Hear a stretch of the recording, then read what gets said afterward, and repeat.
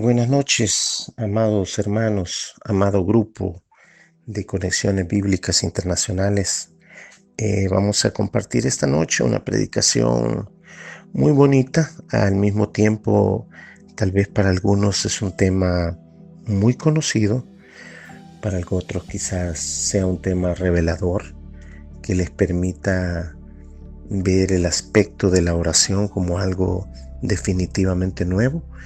Y quizás para algunos también sea un tema al cual no han hablado mucho de él.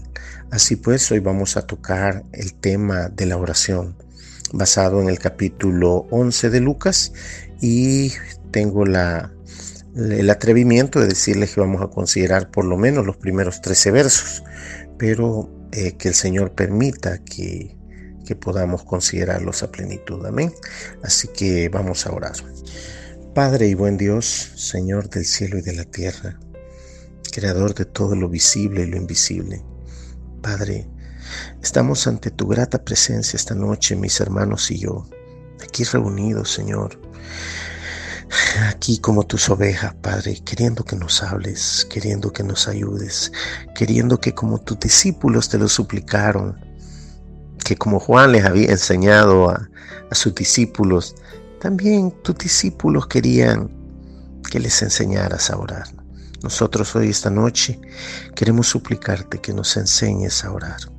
Padre, dejamos esta prédica en tus manos, que tú seas hablando a nuestros corazones, que tu Espíritu Santo hable a nuestras vidas y las cambie y las transforme, y nos llene de tu gracia, de tu sabiduría, de tu encanto especial, Padre, que solo tú tienes. En el precioso nombre de Cristo. Amén y amén. Bueno, amados hermanos, cada uno de nosotros ha escuchado hablar a muchos predicadores acerca de la oración. Algunos explican claramente, los más habilidosos explican claramente que la oración tiene poder. Y eso dice la palabra de Dios, que la oración tiene poder. ¿Qué es la oración, amados hermanos? La oración es la sencilla comunicación que un hombre puede tener con Dios. Simplemente la oración es eso. Es la capacidad que tenemos nosotros para comunicarnos con Dios y expresarle nuestros sentimientos, nuestros anhelos, nuestros quebrantos, nuestras dificultades. Y por supuesto, agreguémosle el amor que le tenemos. Podemos expresárselo en nuestras oraciones. Lamentablemente, amados hermanos, la oración se ha degenerado mucho. En los últimos años se ora mucho por dinero, porque la gente le dé un coche, piden coches, piden casas de lujo, quizás piden yates, qué sé yo qué piden las personas. Piden muchas cosas materiales, exclusividades, piden para las universidades de los hijos, piden para que Dios los cuide en sus viajes, y podemos pasar toda la noche hablando de lo que las personas piden a Dios. Pero hoy vamos a ver lo que el Señor quiere que incluyamos en nuestras oraciones, que es más importante, porque si Él es el benefactor, si Él va a dar todo lo que nosotros le pedimos, entonces tenemos que saber qué es lo que el Señor quiere que le pidamos.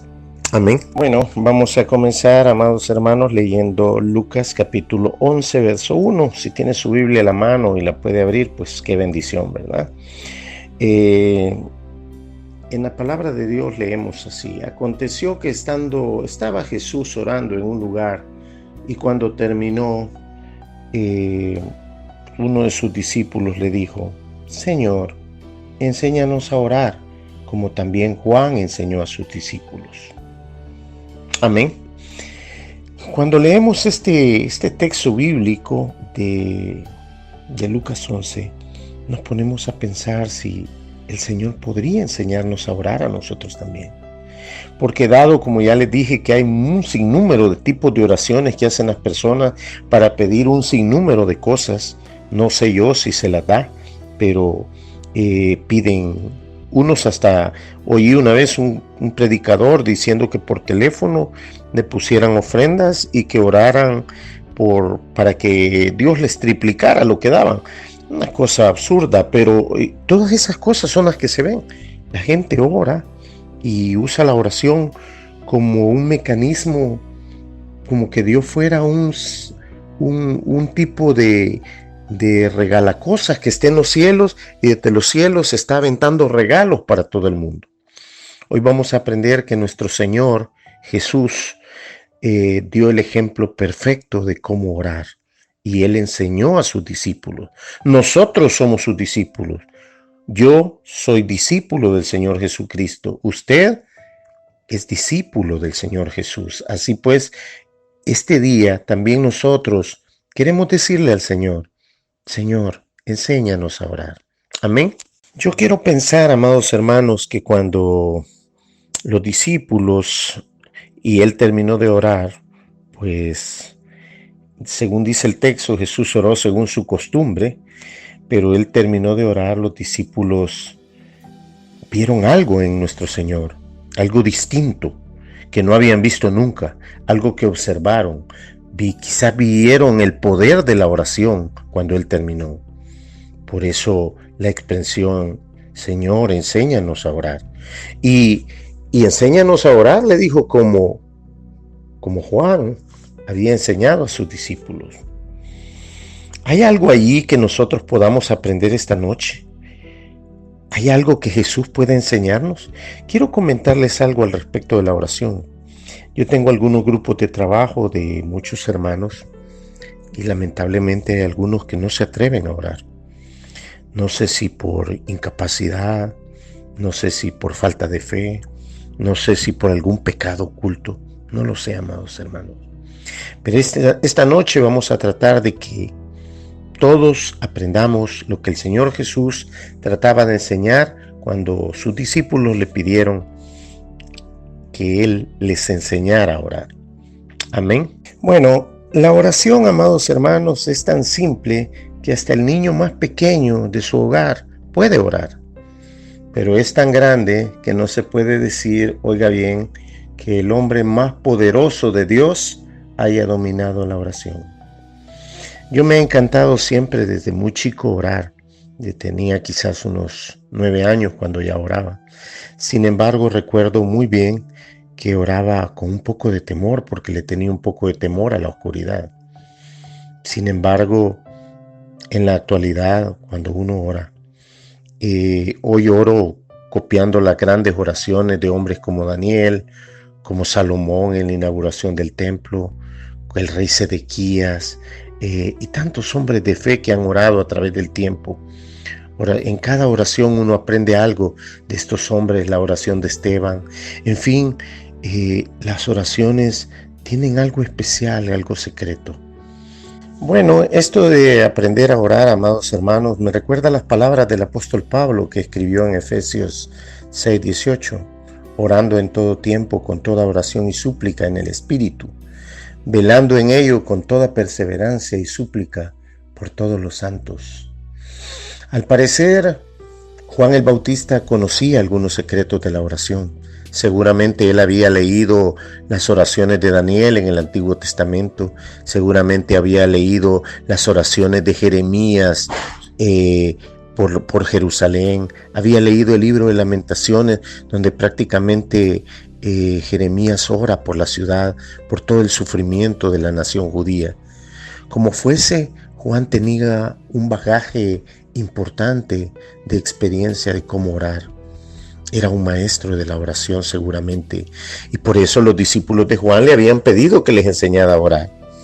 Entonces, los discípulos de nuestro Señor Jesús, que lo veían irse a una montaña a orar solo y regresar otra vez en las mañanas, y lo veían orando mucho tiempo, entonces veían que alguna importancia, algún poder especial, sobrenatural tenía la oración. Bueno, hoy vamos a examinar poco a poco lo que vamos a decir en nuestras oraciones. Amén. Bueno, nuestro Señor, que era un sabio en enseñar, le dice en los versos que podemos leer de Lucas 11, 2 al 4. Cuando oréis, decid, les dijo, Padre nuestro que estás en los cielos, santificado sea tu nombre. Venga tu reino, hágase tu voluntad, como en el cielo, también en la tierra. El pan nuestro de cada día, dánoslo hoy, y perdona nuestros pecados, porque también nosotros perdonamos a todos los que nos deben. Y no nos metas en tentación, mas líbranos del mal. Amén. Amados, como vemos esta oración, ustedes, tal vez los más lectores de la Biblia, la han leído en Mateo capítulo 6, versos 9 al 13. En Mateo 6 se lee esta misma oración. El hecho de que nuestro Señor la haya repetido 2 veces y que Lucas también la añada en esta parte de la Biblia nos demuestra lo importante que es. El hecho de que no la repitió exactamente de la misma forma que en Mateo muestra que no se debía usar como la usan algunos en algunas religiones, como un ritual preciso o fórmula mágica que iba a resolver los problemas del humano. No era así. Esta era, aunque era una oración notable por su sencillez y brevedad, es una maravillosa oración poderosa que, expresada en términos simples, demuestra cómo hay 7 aspectos que tiene la oración sobre los cuales podemos pedir a nuestro Salvador. Amén. El hecho de que nuestro Salvador hubiera usado una oración tan sencilla, tan corta, tan pequeña, contradecía a los grandes rabinos de esa época, porque ellos decían: Dios escucha a quien ora por largo tiempo, y cuando los justos hacen su oración larga, se les escucha su oración, decían algunos rabinos. Otros decían: bendito y alabado y glorificado y exaltado y magnificado sea el que ora ampliamente. Entonces, todas las oraciones judías comenzaban con grandes extensiones de palabrerío para ser escuchados más fácilmente. Entonces, pero lo que el Señor estaba diciendo aquí era de manera sencilla 7 aspectos sobre los cuales pedir. Amén. ¿Qué significa todo esto, amados hermanos? Que cuando tratamos de impresionar a Dios con nuestras oraciones, con muchas palabras, negamos que Dios sea un Padre amoroso y santo. En cambio, debemos seguir el consejo de Eclesiastés 5:2. Él está en los cielos, Dios está en los cielos, y tú sobre la tierra, por tanto, sean pocas tus palabras. Entonces, la expresión cuando comienza la oración, desglosémosla. La oración modelo, llamada así por muchos, comienza: Padre nuestro que estás en los cielos. Amén. Bueno, en primer lugar hay que entender que el llamarle Padre Nuestro era una expresión muy familiar, no utilizada por los judíos. Así que venir como un padre ante Dios no era lo que ellos enseñaban. Correctamente reconoce claro a quién oramos, viniendo con un título privilegiado, pero demuestra también que Él es nuestro Padre. Era muy raro que los judíos de ese tiempo llamaran a Dios Padre, porque lo consideraban demasiado íntimo. No hay evidencia que alguien antes de la venida de Jesús haya usado este término para dirigirse a Dios. Es cierto que Dios es el poderoso, el soberano del universo, y que Él juzga todas las cosas, y para nosotros también es nuestro Padre.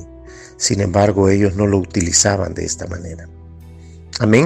Entonces, amados hermanos, cuando usamos la expresión Padre nuestro que estás en los cielos, la expresión Padre denota familiaridad.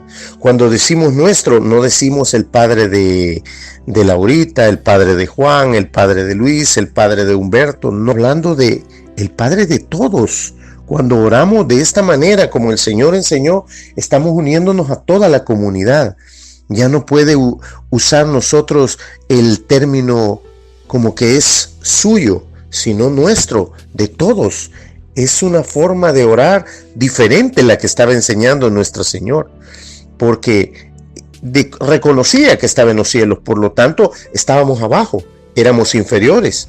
Y por supuesto que es así. Segunda de Crónicas 26 decía: Él es un Dios de majestad y señorío, Jehová de nuestros padres. ¿No eres tú Dios en los cielos y tienes dominio sobre todos los reinos de las naciones? ¿No está en tu mano tal fuerza y poder que no hay quien te resista? Y no dice Isaías: Él está dándole poder al cansado y haciendo que se levante el que no tiene fuerzas. Él es un Dios de poder y fuerza. Nuestro Dios está en los cielos, dice el Salmo 115:3. Todo lo que quiso hacer, ha hecho. Él ve todo, dice. Jehová está en su santo templo. Jehová tiene por cielos su trono. Y Salmo 11:4 dice: sus ojos ven, sus párpados examinan a los hijos de los hombres. Entonces, lo que el Señor estaba recomendando era algo bíblico, una oración centrada en la comunidad.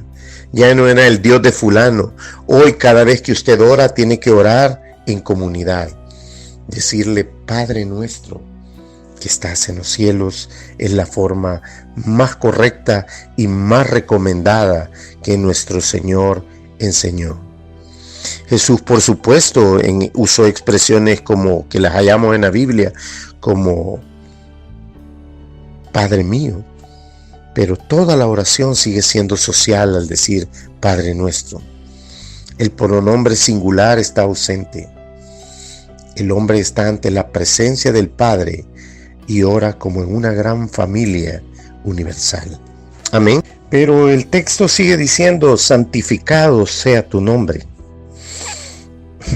Muchos grandes estudiosos de esto han criticado la expresión santificado en el sentido de que nosotros no podemos hacer más santo el nombre de Dios. Pero en realidad la expresión significa que Él es completamente único, que no hay un Dios que pueda igualársele, que Él es no solo es una cualquier persona, sino que Él es el total Dios de todo, el creador de todas las cosas. Significa más que esté con nosotros ahora. Significa y resume el carácter del ser dueño de todo el universo, y se revela su poder infinito sobre toda la humanidad. Amén. Entonces, amados, cuando usamos santificado sea tu nombre, nosotros reconocemos la santidad de Dios, reconocemos nuestra incapacidad para llegar a lo que Él es, pero también lo podemos alabar por todas las cosas hechas, reconocer su santidad y reconocer que estamos apartados para Él es sumamente oportuno. Reconocer que todas las criaturas le deben dar reverencia, le deben dar adoración. Eso es parte de encontrarse con Dios. Entonces, la primera petición que usamos de santificar el nombre de Dios y reconocer su gloria es para Dios mismo. Entonces, vamos a ver las primeras tres expresiones. La primera la estamos viendo ahora: santificado sea tu nombre. Y el Padre es un Dios de toda la comunidad. Pero el santificar el nombre de Dios significa reconocer que Él tiene la autoridad y el poder y que Él merece toda la gloria y majestad. Amén. Gloria a Dios por eso.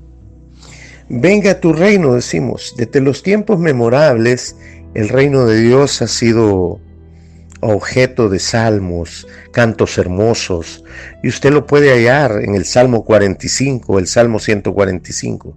Sin embargo, la mayoría de estos salmos son salmos mesiánicos, que denotaban que cuando la expresión dice venga tu reino, que es la otra expresión que vamos a ver, estamos pidiendo que venga el reino de Dios. El reino de Dios viene primero a reinar en nuestros corazones. Sin embargo, el reino de Dios está establecido en los cielos y es inmutable. No puede cambiarlo nadie. Nadie puede votar ni cambiar el reino de Dios en los cielos.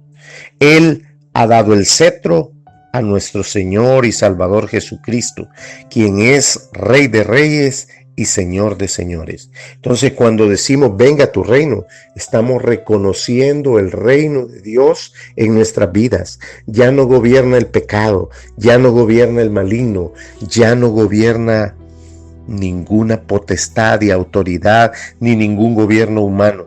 Somos súbditos del reino de Dios y esperamos su pronto regreso en gloria como la esperanza de nuestra iglesia, de la cual nos sentimos muy honrados de ser parte, y seremos alzados con Él para que nos sentemos sobre tronos y sobre señoríos para estar con Él gobernando para siempre. Eso es lo que pedimos cuando pedimos con la expresión venga tu reino. Amén. ¿Qué significa entonces, amados hermanos, que se haga tu voluntad, como en el cielo también sobre la tierra? Ese reino en las manos de nuestro Salvador hace su voluntad en el cielo. Pero aquí en la tierra todavía hay reinos humanos, gobiernos de hechura humana, por los cuales nosotros, por ser ciudadanos de la tierra, votamos algunas veces. Pero no debemos de votar con la confianza o plena seguridad que van a resolver los problemas del hombre. No es cierto. Solo el reino de Dios en las manos de nuestro Señor y Salvador Jesucristo va a eliminar para siempre la muerte. Solo el reino de Dios en las manos de nuestro Salvador se va a llevar para siempre el hambre. Solo el reino de Dios va a restaurar nuevamente lo que se perdió. Solo el reino de Dios eliminará las huestes de Satanás y sus demonios y los atará por 1000 años para que toda la humanidad honre a Dios para siempre. Amén. Entonces, amados hermanos, estos 4 aspectos nos muestra claramente que la oración modelo tenía aspectos para Dios, ¿no es cierto? Por eso cuando usted ora debe lo primero darle gloria a Dios, reconocer que Él reina en su vida, pedir perdón por sus pecados porque somos imperfectos y débiles, y debemos orar porque se haga la voluntad en los cielos como se hace en los cielos aquí en la tierra, y que se haga la voluntad de Dios en nuestras vidas, amados hermanos. Eso enseña la oración modelo en los primeros aspectos que son para Dios, para que Él nos proteja y nos ayude, y son para proteger su nombre y la reputación de su reino. Amén. Como podemos ver, amados hermanos, esta parte de la oración, estas primeras peticiones de la oración, hermanos, tienen que ver con Dios y su reino, con Dios y su voluntad, con Dios y su perfecto obrar. Es reconocer que Dios es el amo de todo el universo. Es lo que uno debe reconocer, que sin Él ninguna hoja de ningún árbol se cae, y que su voluntad es mejor para nuestras vidas que la voluntad que cualquier humano puede imponernos, y que la voluntad de Dios se hace en la vida de sus creyentes, que le amamos, le bendecimos y le glorificamos. Gloria a Dios por esto. Estos aspectos de la oración, hermano, fueron desarrollados a perfección por nuestro Señor Jesús. Y aunque era humano y sufrió una muerte de cruz despiadada, dice que su sudor caía al suelo como gotas de sangre. Y todo el temor y el miedo humano que él sentía y la angustia que tenía, sin embargo, al final de su oración decretó, inclinó su cabeza y oró. Dijo, si es posible que pase yo esta copa, sin embargo, no como yo quiero, sino como tú quieres. El Señor Jesús hasta el final se sometió a la voluntad del Padre. ¿Somos así nosotros, amados? Aunque usted tenga sufrimiento, aunque le pasen 1000 dificultades, aunque su cónyuge lo abandone, aunque lo dejen, quizás los familiares más queridos partan de la tierra, ¿no cree conveniente que solo debemos inclinar la cabeza y decir que se haga tu voluntad? Amén. Gloria a Dios a los que están esperando en la voluntad del Señor en sus vidas. Amados, el orar por la voluntad de Dios, por el reino de Dios, requiere fe. Requiere fe porque no lo tenemos aquí en medio de nosotros. Vivimos en un mundo donde los gobiernos se están matando y llevan una carrera armamentística donde se están armando hasta los dientes para destruirse entre ellos mismos. Pero no debemos desmayar. La palabra de Dios dice que al comenzar a suceder estas cosas debemos levantar nuestras cabezas erguidos porque nuestra liberación se acerca. Pero continuemos con las partes de la oración. Sigue diciendo: el pan nuestro de cada día, dánoslo hoy. Una vez más, oiga la expresión, dánoslo hoy. No es solo para usted, es para todos. Es para pedirla para sus hermanos, para sus primos, para sus congéneres, para nuestros hermanos en Cristo en toda la tierra, aún en países donde sufren. El pan nuestro de cada día. No el pan nuestro para almacenar, como hacen muchos que tienen grandes cuentas bancarias y no ayudan a ningún prójimo. ¿Sabe por qué? Porque viven para hoy, para el presente. No viven el pan nuestro de cada día. Guardan quizás para dejar para después de la muerte. Sin embargo, esta parte de la oración dice que debemos pedir por el pan nuestro de cada día simplemente. Amén. Amados, algunos teólogos han tratado de espiritualizar este texto y decir que el pan estaba refiriéndose a un pan espiritual. No es cierto, es un pan literal, es la comida diaria, es por lo que todos peleamos, por lo que usted sale a la calle a ganar el pan de sus hijos. Todo esto es la comunión de estar con el Señor, pidiéndole todos los días. Es una forma de pedirle a Él todos los santos días que Él tenga misericordia de nosotros y nos dé el pan para nosotros y para nuestros hijos. Amén. Aquí, amados hermanos, se pide también el perdón por nuestros pecados, para que nosotros también perdonemos a los que nos deben o nos ofenden. Quizás sería correcto decir según Mateo 6. Esta oración lo que demuestra es, amados hermanos, que el pedir perdón por nuestros pecados debe ser todos los días también.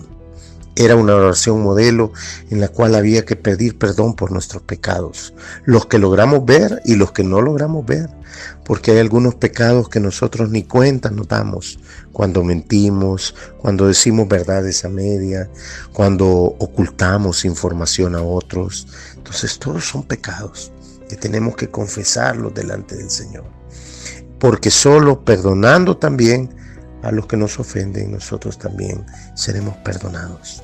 Así pues, esa era parte de la oración modelo. Gloria a Dios por la enseñanza que nuestro Señor Jesús estaba dando aquel día. La oración sigue diciendo: y no nos metas en tentación, mas líbranos del mal. La tentación quizás signifique literalmente una prueba, no simplemente una invitación a hacer el mal. Dios ha prometido guardarnos de cualquier tentación que es más allá de lo que podamos resistir, según 1 Corintios 10:13. Dios no va a permitir que usted sea tentado más allá de lo que usted pueda recibir. Pero también dice Santiago 1:13 que con cosas malas Dios no tienta a nadie. Así pues, la prueba o las tentaciones que están muchas veces ligadas, o las tentaciones se convierten al final en pruebas, son permitidas para que nosotros, los hijos de Dios, pasemos a ser mejores, seamos pulidos en las cualidades que el Señor quiere que mejoremos cada uno de nosotros. Estamos conscientes, amados, de todas nuestras debilidades, que en tales pruebas algunos caemos y tropezamos, pero debemos seguir orando para que podamos evitar las tretas del maligno. Ahí en Efesios 6, versos creo que del 9 al 13 pueden hallar también, o del 11 al 18 creo que es, pueden hallar la armadura completa que proviene de Dios para también poder estar firmes contra las maquinaciones del maligno. Amén. Gloria a Dios por esto. Amados, esta oración es una oración para todos los días. Y lo que nos enseña en realidad cuando leemos que no nos permite el Señor caer en tentación y que nos libre del mal, es para que nosotros no presumamos de nuestra propia fuerza. Hay personas que son muy muy hábiles para evadir las tentaciones y empiezan a confiar demasiado en sí mismos. Entonces, estas oraciones son para hacerlas todos los días. Usted puede pedir fortaleza para evitar las tentaciones y para evitar también las pruebas, para soportar las pruebas que dejan algunas tentaciones. Nunca presuma de sus propias fuerzas, amado hermano. Nunca desee también pruebas que otros llevan, porque tal vez usted no pueda soportarlas. A cada quien el Señor pone sus pruebas para que cada quien las lleve. También no es bueno buscar la tentación. Por ejemplo, los que han bebido alcohol no pueden estar en antros de perdición comiendo con otras personas sabiendo que es una tentación demasiado fuerte. Otras tentaciones, quizás las hermanas que les gustó el baile, les gustó el desenfreno, el ir con amigas a fiestas, deben evitar ese tipo de relaciones para no caer en la tentación. Porque lo que no debemos es caer, de que la tentación va a estar ahí, va a estar ahí. Esa tentación fue la que el enemigo hizo a nuestro Señor. La hizo 1, 2, 3, 4 veces, lo tentó y se iba y luego volvía. Finalmente en la cruz quiso destruirlo y aún así el Señor lo levantó de la muerte. Amén. Gloria a Dios por esto. Finalmente, hermanos, para terminar esta disertación de cómo orar, el Señor hizo una recopilación muy linda de esto. Y en el verso del capítulo 11 de Lucas dice de que les dijo también: ¿quién de vosotros que tenga un amigo va a él a medianoche y le dice: amigo, préstame 3 panes, porque un amigo mío ha venido a mí de viaje y no tengo que ponerle delante? Y aquel respondiendo desde adentro le dice: no me molestes, la puerta ya está cerrada y mis niños están conmigo en cama. No puedo levantarme y dártelos. Os digo que aunque no se levante a dárselos por ser su amigo, sin embargo, por su importunidad, se levantará y le dará todo lo que necesite. Amén. ¿Qué significa esta escritura bíblica, amados? ¿Qué quiso el Señor enseñar con esto, dado que estaba poniendo, la estaba poniendo en el final después de la oración modelo? Bueno, lo que quiere decir es esto. En primer lugar, quiero aclararles algo. Las casas en ese tiempo eran casas de un solo cuarto, una habitación y un poco de lugar donde se podía estar adentro. Podríamos decir que estaba dividido en 2 partes. Entonces, normalmente toda la familia dormía casi en el suelo, en pequeños catres, repartidos por toda la habitación. Entonces, para llegar o para salir y atender a alguien que venía a pedir algo, la persona tenía que pasar casi sobre todos los que estaban durmiendo. Prácticamente los despertaría a todos. Entonces, ¿qué pasó? ¿Qué pasó en este caso? En este caso, el Señor dijo de que había llegado alguien a pedirle porque venía alguien de lejos y le estaba pidiendo unos panes. Entonces, dice que no se los iba a dar porque estaba cerrada la puerta ya. Entonces, ¿cómo hacer? Si el hombre seguía insistiendo, finalmente iba a despertar a todos y entonces iba a haber obligado el anfitrión de la casa, el amigo o el vecino, a levantarse y finalmente dárselos por la importunidad, dice ahí. Entonces se levantará y le dará todo lo que necesite. ¿Qué quería enseñar nuestro Señor con esta parábola al final de la oración modelo? Amados, persista en la oración. Sea necio, ore de día en día por sus peticiones. El Señor le oirá al final, porque al final, como este hombre, viendo que iba a despertar a todos, se levantó y le dio los panes que pedía. Si hacemos eso por un amigo, cuanto más lo hará el Señor por sus hijos que lo aman. Amados, no nos cansemos de orar.